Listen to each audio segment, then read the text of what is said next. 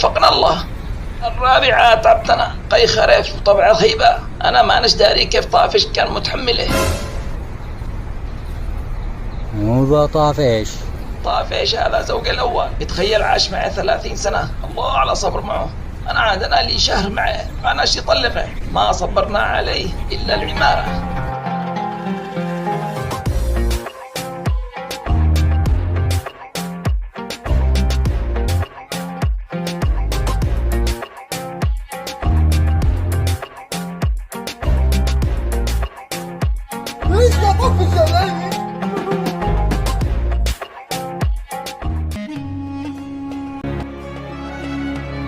أعاهدك الله يا طافش لو قدر الله مات والله ما تزوج ولا أقبل حد بعده.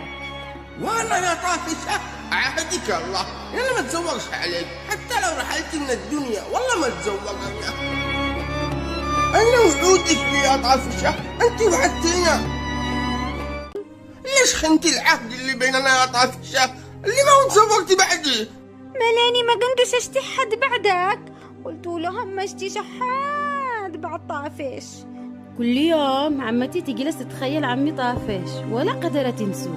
مش أنا السبب يا طافش، هم اللي رفسوا عليا ما دريتوا الا واني ابصم.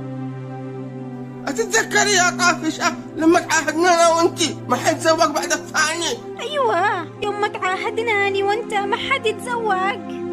مالا اللي ما خلفتي وعدك يا طافشة لما يا ملعونة؟ أقول لك ليش تزوجتوا؟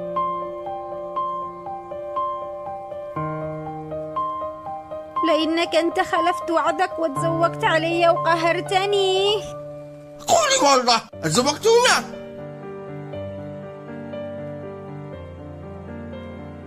أيوة أنت تزوجت علي وبكيتني دم.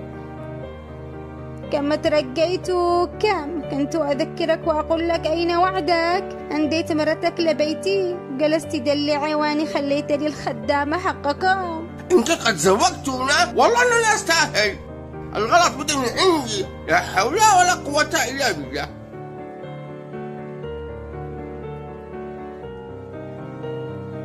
الصدق يا طافشة انتقامك كان خبيث مرة.